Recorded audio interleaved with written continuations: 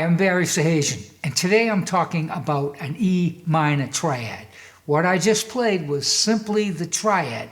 There was other notes in there too, and I'll explain how that works, but basically it was root, flat 3, 5, and octave. Now you don't necessarily have to play the whole line. One thing you could do is just take a little segment of it and repeat it over and over. For instance, the first phrase.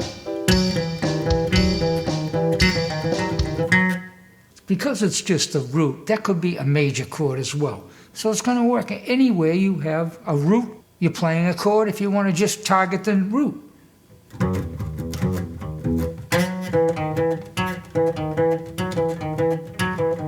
If you were to look at this in an analytical way, you might see more than one different reference to music theory.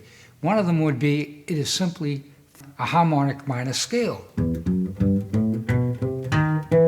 Harmonic minor scale has a flat 3 and a major 7 and a flat 6. And that isn't included in this line.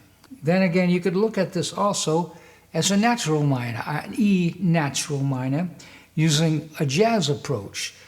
And that would be diatonic from above the note, the target note, which would be one of the arpeggiated E, G, B, and E again, an octave higher. And you can see that quite clearly just on the first beat when you're descending from the root.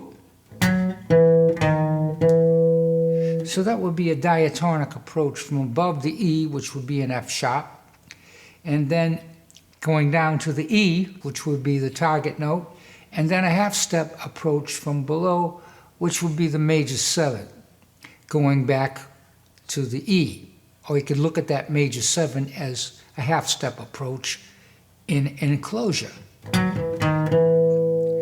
And then we go down to the 5th, and we're going to start with the diatonic approach from above if we're thinking in terms of a natural minor scale, which would be a flat 6.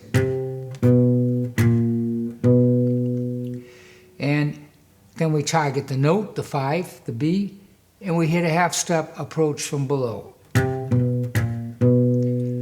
On to the 3rd, the flat 3, and we would start with a diatonic approach from above, and it goes to the target note, which is the flat 3, and then a chromatic approach from below, going back to the G.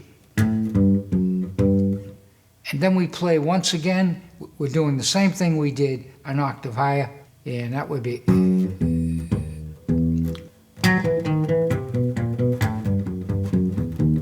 I know that's a lot to take in, but whatever you can get out of it, however you can relate to it, you can simply just look at the line and learn the shape and the notes and play it that way as well, which a lot of students do.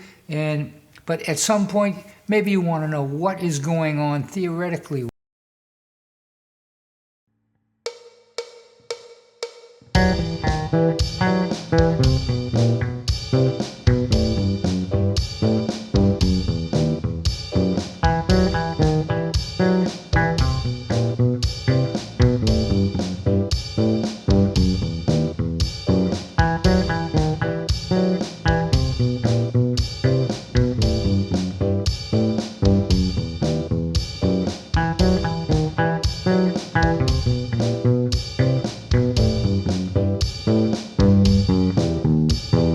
Here's another one, very similar to the last one I did, except I'm ascending.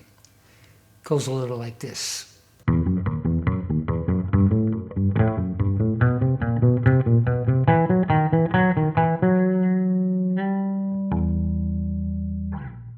That's about all for this video. Thank you for stopping by. I'd like to remind you, you can go to my Patreon page and download all of these notes, tabs, and also if you're looking for some private instruction, really the best way to learn, because you have a teacher observing what you're doing and can lead you in the right direction to make you a better bass player.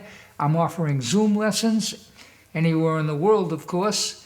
And once again, keep playing bass